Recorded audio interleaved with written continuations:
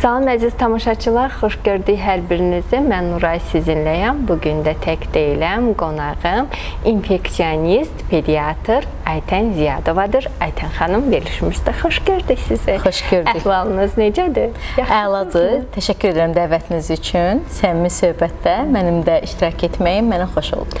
Aytən xanım, əvvəlcə istərdim ki, oradan başlayaq. Həkimlik ümumiyyətlə çətin bir peşədir. Lakin pediatr, infeksionist olmaq başqa bir düşünürəm ki, çətindir, başqa cür öyrəniş tələb edən bir peşədir. Məsələn, məhz niyə pediatr, infeksionist, niyə bu sahəni seçdiniz məhz? Çox gözəl sualdır. Hər kəs mənə bu sualı ünvanlandırır, hətta öz doğmalarım belə. Mən Tibb Universitetinə sənəd verərkən bu mənim uşaqlıq arzum olub. Məhz pediatriya fakültəsini qazanmaq üçün mücadilə etmişəm və ilk və tək ixtisas seçimim pediatriya olub və mən pediatriya təhsilini Tibb Universitetində bakalavr üzrə təhsilimi almışam. Ondan sonra isə infeksion xəstəliklər üzrə mütəxəssisləşmişəm. İnfeksion xəstəliklər, belə deyim, pediatriyanın ən öndə sahələrindən olduğu üçün və daha çox diqqət və araşdırma tələb edən sahəsi olduğu üçün infeksion xəstəliklər üzrə ixtisaslaşmağa qərar vermişəm. Bəs infeksion xəstəliklərlə işləmək sizi qorxutmuyub ki, Aytən xanım? Ümumiyyətlə pediatriyanın, belə deyim, daha çox ağırlıqlı hissəsi infeksion xəstəliklərdir. Və hər zaman biz bu peşənin arxasınca gedərkən heç bir hal bizi qorxutmadı. İstər ölüm halı, istərsə də ki, çox yoluxucu, infeksion yoluxucu xəstəliklər vardır ki, bunlardan həyati təhlükə yarana biləcək durumlar ola bilər ki, bu bizi heç vaxt öz peşəmizdən yayındırmadı, qorxuzmadı. Çünki həkim olmaq bir cəsarət tələb edir və bu cəsarətli yolda gərək özünə ilk öncə inamla irəliləyəsən. Bəs uşaqlarla necə anlaşırsınız? Mənim müayinəmdə iştirak edən hər kəs görür ki, uşaqlarla mən bir başqa bir dünyada oluram. Çünki uşaqları çox sevirəm, uşaqların dünyasını çox sevirəm. Onlarla göz kontaktı olmaq, onlarla ünsiyyətə keçmək məni sanki başqa bir dünyaya alıb götürür və bu uşaqların dünyasında hər zaman sanki bir nağıllarda olursan. Mən düşünürəm ki, ümumiyyətlə uşaq həkimliyi digər həkim sahələrdən tam fərqlidir və uşaq həkimləri heç vaxt qocalmır. Məhz uşaqların o aurasına, sevgisinə görə biz uşaq həkimləri hər zaman gənc qalırıq. Gündəlik həyatınızda bir pediatr, infeksionist kimi nələrə diqqət edirsiniz? İlk öncə onu bildirmək istəyirəm ki, mən 13 ildir ki, bu sahədə fəaliyyət göstərirəm və fəaliyyətimdə hər zaman valideynləri maarifləndirməyə çalışıram. Çünki maariflənmiş bir valideyn, savadlı bir valideyn uşağını cəmiyyətimizə sağlam böyüdəcəkdir.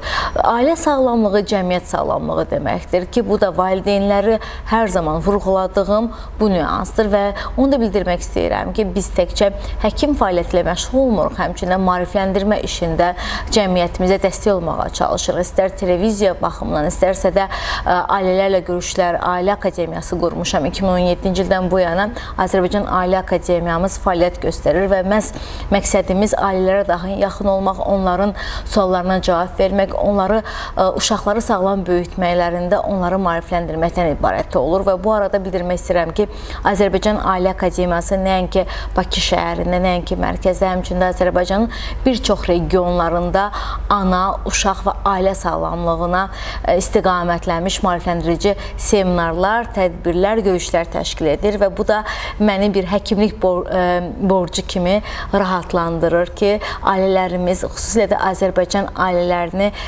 maariflənmiş görmək istəyirəm ki, bu da maariflənmiş ailə sağlam uşaq deməkdir. Biz bu yaxınlarda bu arada onu qeyd edim ki, Sağlam Uşaq, Sağlam Dünya adlı bir layihəmiz oldu. Təbibin dəstəyi ilə bu layihəni Pirallahi Tibb Mərkəzi ilə birgə planlaşdıraraq gerçəkləşdirdik. Məqsədimiz yeniyetməlik dönəmində uşaqlarda rast gəlinə biləcək xəstəlikləri valideynlərin diqqətinə çatdırmaqdan ibarət idi. Keçirdiyiniz layihələrdə valideynlərə daha çox nələri tövsiyə edirsiniz, nələri aşılamaq çalışırsınız ki, uşaqları bugün infeksion xəstəlikləri yoluxmasınlar, onları təhlükədən qoruya bilsinlər. Çünki bəzən həqiqəti etiraf eləyək ki, bəzən valideynlər bunu bacarmır. Əslində çox gözəl vurğuladınız. Mən pediatr infeksiyonisti olaraq bayaq da qeyd elədim. Həmçinin də səhiyyədə bir çox layihələrdə xüsusi iştirak eləmişəm. UNICEF-in təlimçi həkimi olaraq immunizasiya proqramında 2024-cü ildə Azərbaycan immunizasiya layihəsinə təlimçi həkim olaraq Azərbaycan bir çox regionlarında həkimlərə və valideynlərə təlimlər verdik və burada məqsəd nədir? Cəmiyyətimizin immunizasiyasını, peyvənd işini düzgün təşkil edəndə diqqətli olmaq, həmçinin də valideynlərə immunizasiyanın vacibliyini vurğulamaq idi və immunizasiya ilə bağlı bir çox valideynlərin narahatçılıqları olur. Yəni peyvənd proqramı hər bir dövlətin bir milli peyvənd təqvimi vardır ki, bu peyvənd təqvimində valideynlərin bəzən tərəddüdlərini çox görürük. Bu da çünki bilgi kirliliyinə bağlı olaraq çox müşahidə edirik. Bu yüzdən də valideynlərlə bir çox təlimlər keçirdirik. Peyvəndin aşının vacibliyini vurğulayırıq. Bu arada mən özüm də Azərbaycandan kənarda bir çox ölkələrdə peyvənd proqramlarına, təlimlərində təlimçi olaraq iştirak eləmişəm və bu peyvənd məktəbində daimi dünya üzrə, həmçinin də Türkiyədə iştirakımız immunizasiyanın vacibliyini vurğulamaq idi. Azərbaycanı həmçinin də Avropada, Avropa infeksiyon mərkəzində təmsil eləmişəm. Bu gün cəmiyyətimizdə infeksion xəstəliklərlə bağlı yanlış bilinən nüanslar nələrdir? Bəli, əlbəttə ki, Azərbaycan cəmiyyətində doğru bilinən yanlışlar çoxdur. Xüsusilə də peyvəndlərlə bağlı yanlışları çox müşahidə edirik. Xüsusilə bizim cəmiyyətimiz peyvənddən yayınmağa çalışırlar.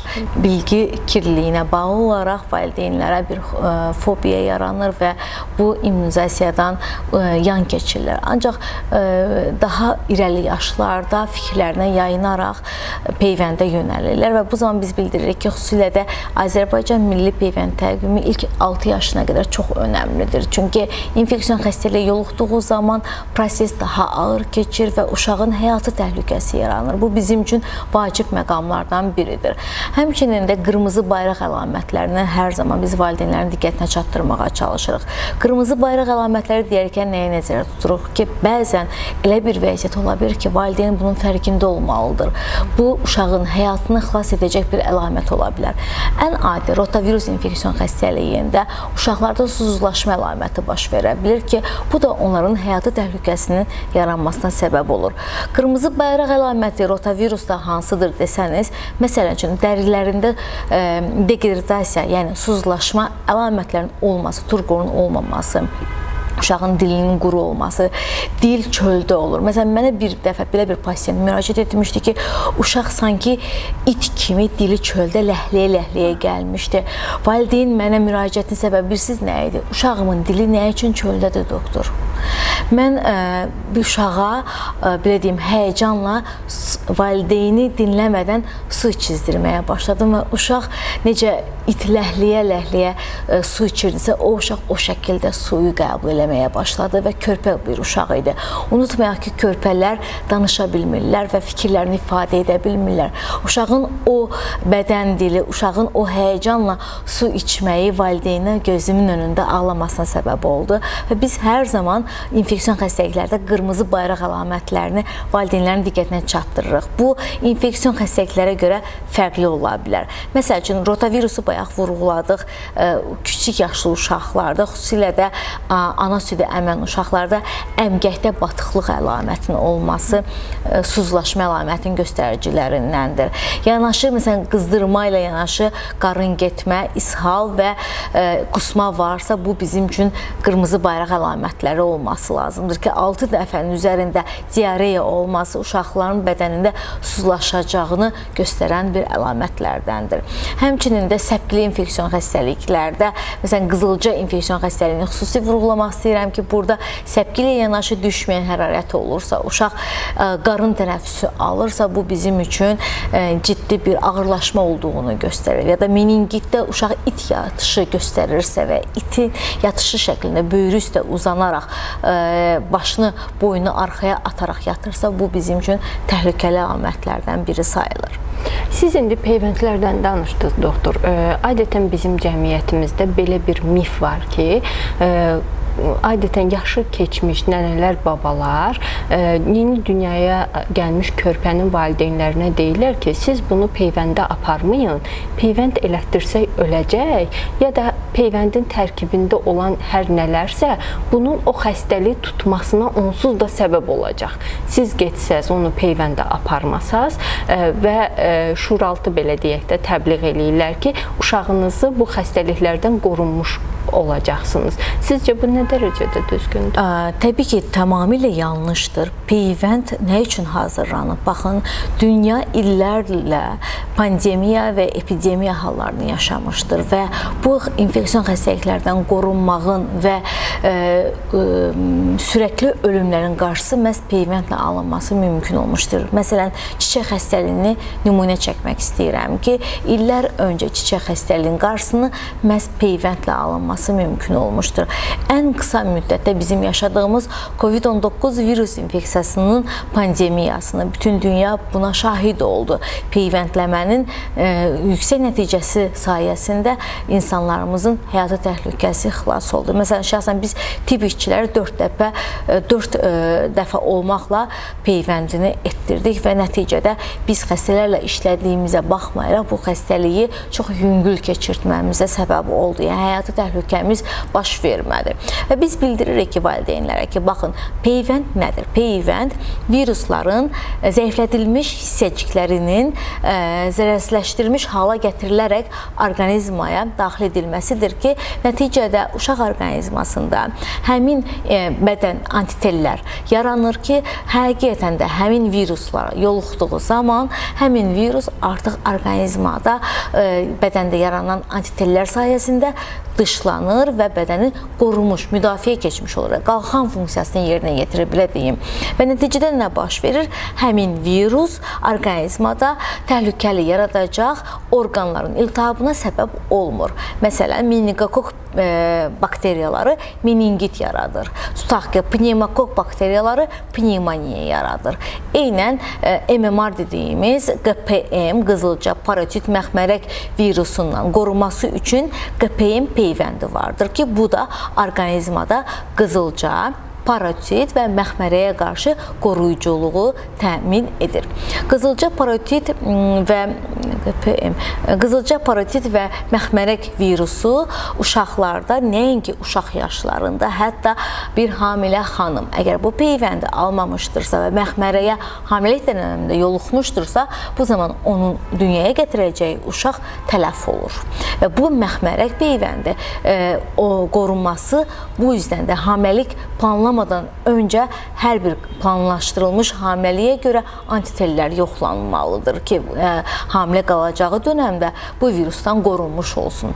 Eyni ilə qızılca virusunun şahidi olduq ki, necə epid bir vəziyyət yaratdı. Nəinki Azərbaycanda və dünyanın bir çox yerlərində uşaqların həyatı riskə girdi. Qızılca xəstəliyi bugün üçün, məsələn, uşaqlar, bəzi valideynlər var ki, doktor, mənim uşağım qızılcanı yüngül keçirtdi deyərək rahatlıqla gəlirlər. Ancaq hər uşaq bu qədər şanslı olmaya bilir. Həyatı təhlükəsi yarana bilər. Və ya da ki, 10 il sonra nevroloji xəstəliyə səbəb ola biləcək SSP dediyimiz belə bir nevroloji xəstəliklərlə nəticələnən viral bir infeksion xəstəlikdir. O yüzdən də infeksion xəstəliklərə qarşı çox diqqətli olmalarını tələb edirik. Çünki bu təkcə sizin ailənizin qorunması deyil, bizim cəmiyyətimizin qorunması deməkdir. Yəni, pandemiyada biz şahid olduq ki, cəmiyyət üçün infeksion xəstəliklər nə dərəcədə təhlükəlidir. Ayten xanım, elə bir pasiyentiniz olubmu ki, onu sağaltmaq, ümumiyyətlə onunla vaxt keçirmək sizin həyatınızda bir iz buraxsın, sizdə heç unudulmasın?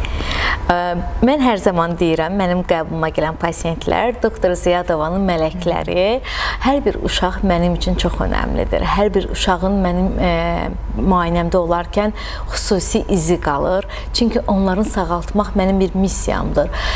Və bir də onu bildirmək istəyirəm ki, mənim qəbuluma adətən çox ağır infeksion xəstəliklərlə müraciət edirlər. Yəni, yüngül müraciətlə mənə müraciət edən pasiyent demək olar ki, olmur. Ya da ki, uşaq dünyaya gəlir ayın ilk 3 günündə mənim qəbuluma gəlir. Onların sağlam böyüməsi üçün bir sağlam rutin müayinələri təşkil edirəm və onların peyvənd proqramını təmin etdirməyə çalışıram və valideynlərlə daim maarifləndirici söhbətlər edirik və uşaqları necə sağlam böyütmək lazım olduğunu, baxın deyirəm, bir bina tikirsiniz və bu bina tikərkən bünövrə necə düzgün, sağlam şəkildə qurulmalıdırsa, ilk 6 yaş dönəmi uşağın bünövrəsinin qurulduğu bir dönəmdir və bu dönəmdə diqqətli olmalısınız və bunlardan da ən vacibi peyvəndlərdir.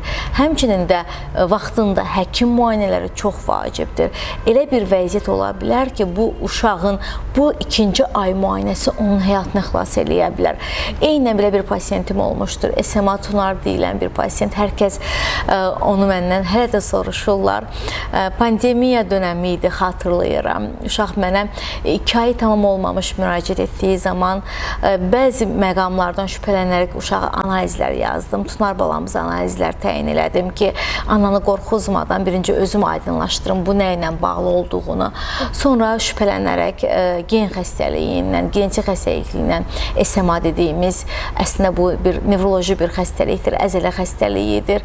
Mütləq surətdə digər həkimlərlə konsultasiyalar edilməlidir. Konsiliumlar elədik təbii ki bizdə və uşağın həqiqətən də genetik bir xəstəlik olduğunu aydınlaşdıraraq əzələ xəstəliyini diaqnozunu qoyduq və mütəxəssislərə yönləndik və Mehriban Əliyeva Fondu uşağa dəstək olaraq Amerikada müalicəsini davam etdirə bildi və bugün həqiqətən də onların bizim cəmiyyətimizin dəstəyi nəticəsində SMA Tunar yaşayır. Bu mənim üçün bir fəxr oldu və hər zaman mənə ünvanlandırırlar ki, Tunarın həkimi deyərək. Bu mənim üçün bir fəxrdir ki, Azərbaycan Tunar sayəsində SMA-nın hansı xəstəlik olduğunu, sıma xəstəliyini tanıdı və bu digər uşaqlara bir işıq yolu oldu. Son dövrlərdə valideynlər daha çox uşaqlarının tez-tez xəstələndiyindən şikayət edir ki, bəs zəif doğulur, uşaq anadan olan kimi ay bunun südü çatışmadı, əlavə qida vermək lazımdır, yoxsa zəifləyəcək, yoxsa virusa yoluxacaq, xəstələnəcək. Bu valideynlərə nə demək istəyərdiniz? Ümumiyyətlə, necə tövsiyə verərdiniz?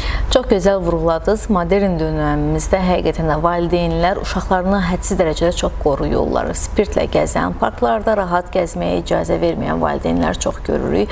Bunlara biz qoruyucu valideynlik deyirik. Hər zaman biz valideynə deyirik ki, uşaqlar ilk 6 yaş dönəmində xəstələnəcək. Təbii ki, onların xəstələnməsi zamanı sizin istifadə edəcəyiniz müalicə taktikası çox önəmlidir. Təbii ki, burada həkim müayinəsi xüsusi rol oynayacaqdır. Ancaq bəzən valideynlər hədsiz dərəcədə öz başına müalicələrə üstünlük verirlər. Təbii ki, bu da yol verilməzdir. Çünki bəzi xəstəliklər vardır ki, onlarda sadəcə simptomatik bir müalicə yetərli olur. Amma valideynlərin təşvişini görürük, öz başına antibiotik istifadələrini görürük ki, bu da uşaq orqanizmasına tam tərsinə zərər verir. Valideynlərə bildirmək istəyirəm ki, bir uşağın il ərzində 7-12 dəfəyə qədər viral xəstəliklərə yoluxmasını normal qəbul edirik. Amma bu xəstəliyi necə keçirtməsi və ya da xəstələndiyi zaman sizin uşağınıza hansı müalicə taktikanızı seçməyiniz çox vacibdir. Elə uşaqlar var ki, daha ağır xəstəlik keçirdirlər, həqiqətən də reanimasyon şəraitdə müalicə tələb edir. Bu zaman həqiqətən immun defisit vəziyyəti aydınlaşdırılmalıdır. Ancaq bəzi uşaqlar vardır ki, sadəcə simptomatik 3-5 gün ev şəraitində istirahətini təmin etməklə uşağınızın sağalmasını görəcəksiniz. Təbii ki, burada xüsusi simptomatik yanaşma çox vacibdir. Ancaq valideynlərə nə tövsiyə edirik? Öz başına apteklərdən dərmanlar, xüsusi antibiotiklər istifadə edilməməsi. Çünki bəzi uşaqlar vardır ki, yaş qrupuna görə dərmanlar seçilməlidir və dərmanların dozası həkim təyinatı ilə aparılmalıdır və bu zaman valideynlərin yanlış seçimi uşağın orqanizmasına tam zərər vuracaqdır, əks təsir göstərəcəkdir. İstərdim ki, son olaraq tamaşaçılarımıza, xüsusilə də valideynlərə ürək sözləriniz həyatla və sağlamlıqla bağlı. Valideynlərə, xüsusilə də Azərbaycan valideynlərə nə demək istəyirəm? Baxın, uşaqlarımızı cəmiyyətdə sağlam böyüməsi üçün sizin bilgili olmağınız çox vacibdir. Bir bilgi sizin nəinki uşağınızı, hətta cəmiyyətimizi xilas edə bilər. Bugün təəssüf ki, biz işləyən valideynləri çox görürük. Valideynlər məcburdur uşaqlarını xəstə halda evdə qoyaraq ya da bağçaya xəstə halda göndərərək işə çıxırlar. Bu da uşaqlarda xüsusilə də infeksiyon xəstəliklərin yayılmasına səbəb olur. olur. Hər zaman mənim bildirdiyim nədir? İnfeksion xəstəliklərdə 3-5 gün inkubasyon dönəm vardır ki, bu da təbii ki, infeksion xəstəliyin növündən asılı olaraq dəyişə bilir. Bu dönəmi əgər düzgün şəkildə uşağınızın qayğısına qalarsanızsa, həm uşaq infeksion xəstəliyi yüngül keçirdəcək, həm də cəmiyyətimizdə digər uşaqlara yayılmasının qarşısını alacaqdır ki, bunlara diqqətli olsunlar. Çox sağ olun Aytən xanım, verilişimizdə iştirak etdiniz və maraqlı fikirlərinizi bizimlə bölüşdünüz. Təşəkkür edirəm. Mən də siz tərəfindən dəvət almaqla bu verilişdə səmimi söhbətə iştirak etmək mənim üçün də xoş oldu. Belə, əziz tamaşaçılar, verilişimiz sona çatdı. Sonda bizə yaratdığı şəraitə görə Qraf Otelə minnətdarlığımızı bildiririk. Yenidən görüşmək ümidi ilə sağlıqla qalın.